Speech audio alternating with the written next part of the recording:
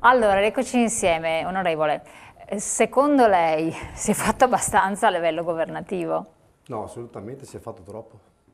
Si è fatto? Troppo. Troppo? Sì, vogliamo che diminuiscano i sbarchi? Si tagliano i finanziamenti. Semplice. Il rubinetto dell'acqua si regola. Se hanno dei problemi, vanno risolti là. Siccome i soldi nostri qua, con 1000 euro, facciamo vivere questa gente da schiavi, o ai bordi della città, si investono 1000 euro di là, che una paga media è 50 euro al mese. Gli accordi però con la Libia non stanno a funzionare. Gli accordi. È colpa sempre di questi governi che sono seguiti di destra e di sinistra, che hanno avuto le palle di interfacciarsi con queste persone. Cioè noi ci manca la diplomazia da anni. In Italia la diplomazia estera, il Ministero degli Esteri non esiste su queste cose. Allora Quindi, cosa facciamo? Diamo 30 euro e facciamo business e ce li portiamo a casa e andiamo a prendersi perché fa business. Leviamo il business, ne arrivano molti meno. È semplice il discorso, non è che ci sia tante cose da pensare, è di una semplicità enorme. Soldi fanno arrivare formiche, vuol dire zucchero, la torta, senza soldi non vuol dire che non arriva più nessuno. Secondo lei quindi questo potrebbe essere? Sto alle parole che ha detto Don Albino Bisotto. Don Albino. Allora, abbiamo dato troppo, stiamo dando troppo. Bisogna creare le condizioni che la gente si aiutino a casa loro, investendo molto di più, perché a casa loro c'è un potere d'acquisto estremamente maggiore. Cioè con 1000 euro qua si fa la fame, o pure si fa il business per qualche cooperativa. Dall'altra parte con 1000 euro si mantengono 10 famiglie. Però comunque noi siamo visti il paese del benessere. Questa è la verità. Allora, poi o si fanno gli investimenti di questi paesi o non si fanno. Ci sono dei paesi di guerra? Sì, ok. Vediamo chi sono quelli che arrivano là, ma devono arrivare col passaporto, perché se io scappo da una guerra e voglio scappare, scappo col passaporto per essere riconosciuto che vengo da quel paese. Non vengo senza passaporto. Venire senza passaporto vuol dire che non vengo da quel paese. Ma stiamo parlando di paesi dove non sempre i cittadini sono iscritti all'anagrafe. Cioè Perfetto. stiamo parlando di paesi dove le situazioni... È vero che stiamo dando troppo, sì, stiamo dando troppo però male. se noi avviciniamo le navi per andare sempre di più a portare a casa questo business, è logico che arrivano sempre di più. Scusatemi, cioè questo è l'esatto contrario di quello che si deve fare. Quando noi siamo andati via dal Veneto, non ci hanno trattato a 30 euro al giorno e ci hanno messo la nave gratis per andare di là. Sì. No. I 30 euro a chi sono dati? A chi sono dati i 30 euro? Ho detto prima. A loro. Ho detto prima. Noi spendiamo come no, non facciamo confusione. Non con confusione. Certo che è confusione. I 35 euro non vanno ai migranti. La confusione sui soldi non c'è. La matematica non è un'opinione, non ha neanche una parte politica. I 35 euro non vanno ai migranti. Morale vanno alle cooperative. Morale della favola. Vogliamo fermarli? Vogliamo fermarli il possibile. Vogliamo diminuire? Bisogna fare una politica restrittiva partendo dal denaro che si sta sborsando, perché 4 miliardi e mezzo dal DEF che sarebbero dovuti investire per l'integrazione vengono svolti per l'emergenza. Siccome c'è sempre emergenza, noi non riusciamo più a fare quello che dovevamo fare. Ecco, qualsiasi progetto. Ma perché i progetti vanno pensati in arco ventennale. Allora, se dobbiamo mantenere tutto quel progetto del futuro, di quello che devo fare, guardi signora, lei si deve confrontare con un mercato economico. Il mercato economico, la borsa va di giorno in giorno su e giù. E da qui lei deve tirare fuori i soldi delle tasse per pagare questa gente. Allora, io non posso fare l'imprenditore e avere un mercato che mi può fermarsi in giro di un mese, e però voi fate i progetti per i vostri interessi per 10 anni. Questa è la verità. No, l'impresa, che lo Stato non può essere solo un'impresa, perché sì, ma le tasse lo Stato da dove le tira fuori? Dal sistema economico. Allora lì bisognerebbe aprire un'altra parentesi, chi paga le tasse. Allora, le organizzazioni... Leviamo i finanziamenti. Vediamo quanta gente muore o che livello di vita. Facciamo fatica a vivere le nostre persone. Vediamo i finanziamenti subito e cominciamo a tenerli per fare ulteriori cose. cose e vedremo che le barche piene di gente non arrivano. Non lei è stato chiarissimo dal suo punto di vista, volevo capire, finire il discorso lì, poi passarlo anche all'altro interlocutore. Prego. Intanto vediamo il livello di dignità con cui queste persone vengono accettate. Anche la parola profughi è proprio sbagliata da un punto di vista di linguaggio italiano, perché questi sono persone richiedenti asilo, in attesa che l'asilo gli venga riconosciuto. Passano anche 18 mesi prima che la situazione venga chiarita, quindi c'è una lentezza che non dipende da chi arriva, ma dipende dalla struttura italiana, dalla burocrazia italiana. Forse bisogna cambiare anche qualcosa da un punto di vista proprio dello status della burocrazia italiana. Tra l'altro, riguardo, mi scusi lei che finisco il discorso.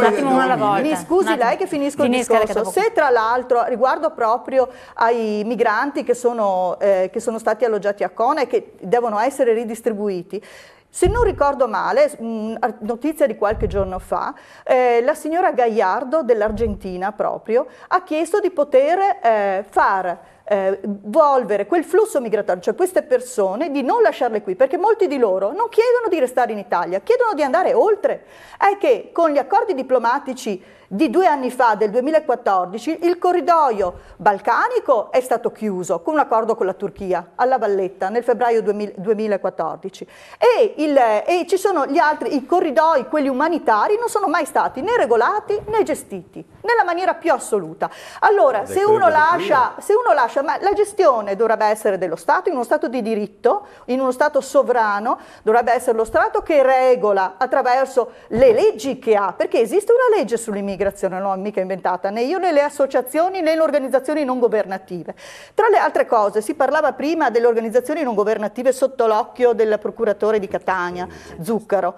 Allora, l'organizzazione non governativa, in particolare sott'occhio, che è la Save the Children, è una delle organizzazioni autorizzate dalla Farnesina per il progetto Presidium, che è proprio quello che deve fare lì. Sì, ma comunque ce ne sono 3 che non vogliono neanche rispondere alle domande, sono 3 tedesche. Comunque, ed è là un po' quelle tedesche è ovvio che non si può dire, però per quella che ha il network in Italia, che è Save the Children, è all'interno del progetto Presidium della Farnesina, non è una cosa che si è inventato.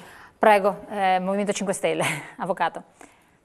Io non sono molto contento di quello che ho sentito finora, non sono molto d'accordo con molte delle cose che sono state dette e credo che ci sia da fare un pochino di chiarezza. Allora, anzitutto, guardando un po' più da lontano, dobbiamo dire che secondo me e secondo noi il problema non è tanto l'immigrazione, che è piuttosto contenuta che se ne dica rispetto a altri paesi civilizzati e industrializzati come il nostro, ma è un problema di emigrazione, ma non ai tempi dei nonni, è un problema dei giovani di oggi, di quelli della mia generazione. Noi... Però adesso entriamo nella nostra questione, adesso stiamo parlando di persone che arrivano che non sappiamo cosa, ma il problema è tutt'uno. Allora, noi abbiamo sempre più giovani che se ne vanno dal settentrione, quindi anche dal Veneto, e se ne vanno più di 100.000 persone l'anno e ogni anno aumentano del 5, 7, 10%. E sono persone altamente qualificate, con laurea o comunque con un bagaglio culturale molto alto. Noi esportiamo manodopera, scusate i termini economisti, esportiamo manodopera altamente qualificata, pronta per essere inserita nel mercato, già con la cultura e il bagaglio culturale anche patrimoniale delle famiglie per inserirsi nei paesi di origine, e importiamo manodopera che distrugge il nostro mercato. Perché distrugge il nostro mercato? E qui vengo a rispondere alla vostra domanda. Perché non esistono più, dai tempi della legge Bossi-Fini, dei criteri di attrazione legale di importazione di manodopera dall'estero. Noi continuiamo a esportare più di 100.000 giovani l'anno, a importarne una frazione estremamente più ridotta alla fine, però in una situazione di assoluto dissesto. Quindi che cosa succede? Succede che noi ci stiamo fondamentalmente impoverendo, anche da un punto di vista economico. Questo è oggettivo. Benissimo. Come dato. E allora noi che cosa facciamo? Assolutamente nulla. Che cosa si è fatto?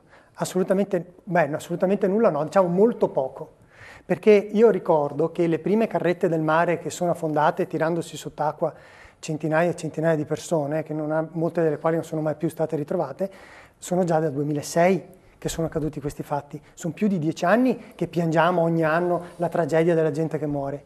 E che cosa si fa? Siamo andati a firmare i protocolli di Dublino, che poi sono stati formalizzati addirittura in un regolamento europeo, che è capestro, tale per quale i paesi che sono più poveri dell'Europa, i cosiddetti PIGS, quelli che muoiono già di fame, che hanno già uno stato sociale al dissesto, se non quasi al collasso, per cui... Ma però concretizzando nella situazione reale, arrivano, stanno sbarcando, eccetera, ce li dobbiamo prendere perché perché è stato sbagliato. L'Austria ha chiuso, i Balcani hanno chiuso, i nostri comuni. Ma noi comunque anche se non avessero chiuso ce li saremmo dovuti tenere, perché il governo si è impegnato a firmare un trattato che prevede che dove arrivano lì devono ottenere lo status eventualmente di rifugiato oppure devono tornarsene a casa. Quindi noi ci addossiamo i costi del rimpatrio, che non riusciamo praticamente quasi mai a fare, e dell'accoglienza, nonché anche tutte le procedure amministrative e burocratiche che sono lunghe e dispendiose per l'eventuale accertamento o no del diritto di asilo. Tutto questo a carico nostro. Poi a questo punto quelli che riescono a ottenere lo Stato possono andarsene altrove. E torno a quello che ho iniziato a dire quando ho incominciato a rispondere. Il problema è che questa gente qua non ci vuole stare qui. L'Italia non è più attrattiva. In Italia non ci vuole venire più nessuno. Se ne vanno via i nostri giovani, non ci vogliono venire neanche i giovani degli altri paesi. È proprio il contrario di quello che viene detto, che vengono qui perché c'è la torta. Qui non c'è più niente. Quando i topi scappano, significa che la barca sta affondando. E allora la riflessione che noi dobbiamo fare è questa. Perché scappano tutti, topi e non topi? Questo è il primo allora, relativamente al discorso dei finanziamenti, eccetera, io chiedo alla regia se mettono in onda un contributo che abbiamo estrapolato dal Mittente Nazionale perché approfondisce proprio questo tema. Quindi vediamolo insieme, che era quello che diceva anche l'onorevole Caon, Bitonci, insomma si stava parlando adesso. Vediamolo insieme. L'anno scorso l'Italia ha stanziato 4 miliardi e 850 milioni per l'aiuto ai paesi in via di sviluppo. Sono denari che dovrebbero servire a migliorare l'agricoltura, la salute, l'istruzione e le infrastrutture nelle zone più povere del mondo. Il principio, sancito da accordi internazionali e leggi nazionali, è quello dell'aiutiamoli a casa loro, slogan ricorrente anche nel dibattito politico domestico. Il fatto è che l'anno scorso il 35% di questi quasi 5 miliardi di euro non è arrivato a destinazione ma è rimasto in Italia perché è stato utilizzato per far fronte alle spese collegate alla crisi migratoria. Stando ai dati contenuti nella legge di bilancio, la quota di aiuti destinata all'accoglienza dei migranti salirà quest'anno fino al 40% dell'ammontare complessivo delle risorse stanziate per l'aiuto allo sviluppo. Questo storno di fondi è ovviamente legale, perché è previsto che le spese per la gestione dei rifugiati, a differenza per esempio degli aiuti di tipo militare, possano essere considerate aiuti allo sviluppo.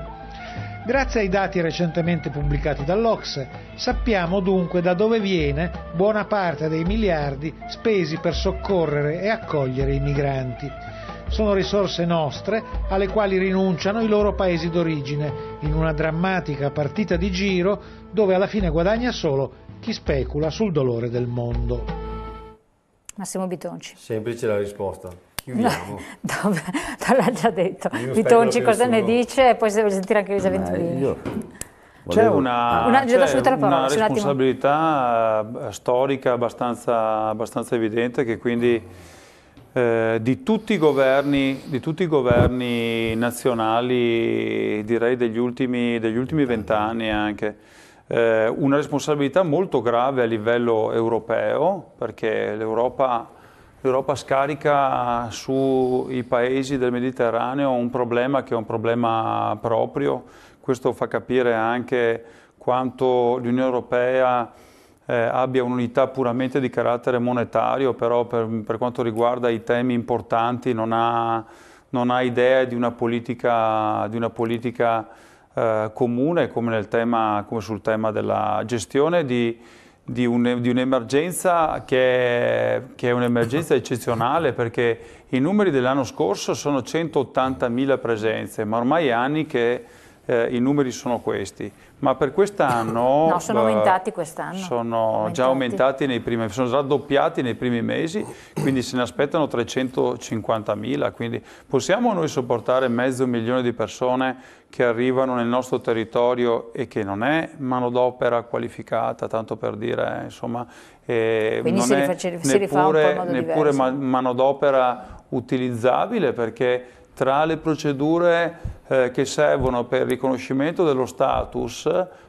che sono attualmente più di un anno e spero che li possano ridurre a qualche mese e potrebbero essere ridotte a qualche settimana in realtà, se queste commissioni lavorassero seriamente e se ci fosse una valutazione immediata, senza considerare poi i ricorsi che ci sono e quelli che ottengono successivamente lo status di rifugiato. Questa è una situazione veramente drammatica, forse non ci si rende conto cosa sta arrivando nelle nostre città, e se la tengono ferma è solamente perché in questi 40 giorni che ci separano dalle elezioni amministrative, infatti lo dico ai padovani che ci seguono, state tranquilli che in questi 45, 50, 60 giorni che ci dividono dalla nomina e dall'elezione del nuovo sindaco, a Padova non ne arriveranno certamente, perché ovviamente ci sono scelte anche di carattere politico su questo, no? Quindi tranquilli per 60 giorni, poi chi diventerà sindaco a Padova si troverà a gestire un problema estremamente rilevante. Perché? Perché, faccio un esempio, settimana scorsa sono andati a visitare la Romagnoli.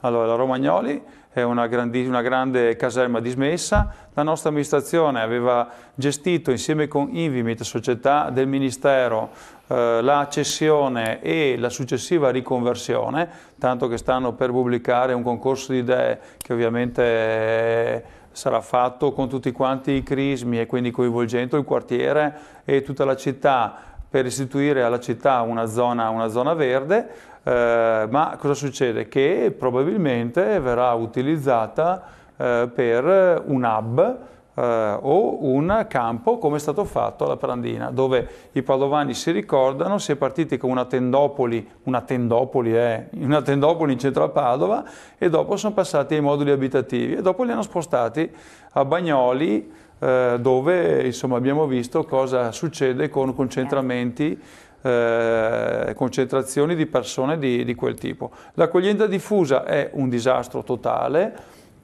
Quando si è tentato di fare operazioni, anche che ha fatto anche la nostra prefettura, di dire diamo un contributo alle famiglie per questo, diciamo così, pseudo accoglienza, è stato un flop clamoroso. Mi spiace che non è stato abbastanza pubblicizzato, è stato un flop clamoroso. Diciamolo Don Albino, che quando è stata proposta questa soluzione alle famiglie dei padovani, va bene, città e fuori e provincia, non ha aderito quasi nessuno, ma neppure le parrocchie hanno aderito. Io, che sono anch'io una persona di chiesa, neppure le parrocchie hanno aderito a questo progetto, perché chi è che si porta a casa delle persone che non conosce, con la situazione anche già di tensione che c'è all'interno delle nostre comunità? Ecco, quindi ragioniamo con la testa anche dei cittadini ogni tanto, perché capisco, io dico, anch'io sono d'accordo per l'accoglienza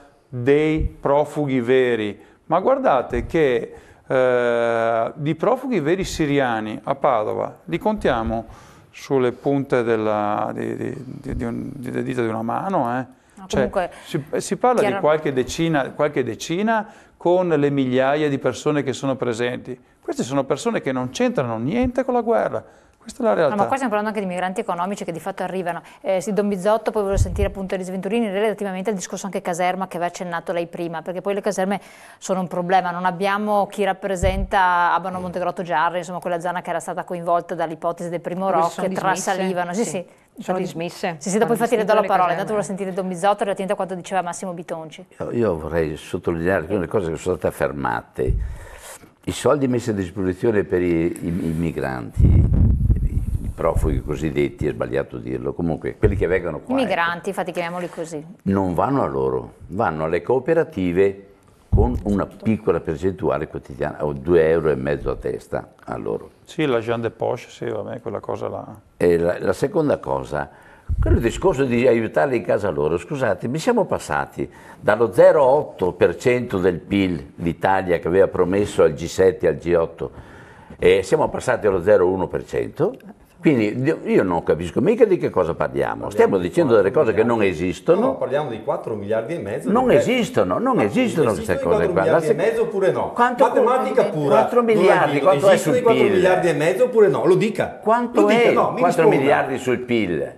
Ma mi risponda, io faccio il conto su quello che abbiamo in questo momento. 4 miliardi e mezzo, 4 miliardi e 8 sono stati spesi e verranno spesi per l'immigrazione che arriva, sì o no? Sì, e per le missioni militari. Sì. Allora se sì, io dico cerchiamo di chiudere questo rubinetto fatto in questa maniera e deviamo il flusso del denaro a casa loro direttamente i 4 miliardi e mezzo. Non sto parlando di PIL. Ho sentito dire che qualcuno importa ed esporta. No, perché sennò lei mi fa il giro del PIL, del sistema, del G7, del G8, che alla gente a casa non interessa niente. Sono 4 miliardi e 6 che oggi vengono dati a delle cooperative che ci speculano sopra. Allora, visto che ci speculano sopra, in qualche maniera arrivano di più, perché si crea lo zucchero, come ha detto lei, e le formiche vanno dove c'è lo zucchero. Allora io devo in qualche maniera spostare lo zucchero. Finisco il discorso. Finisce un attimo, che sennò la gente a casa non capisce uno per volta. Allora, se posso finire il discorso. Sì.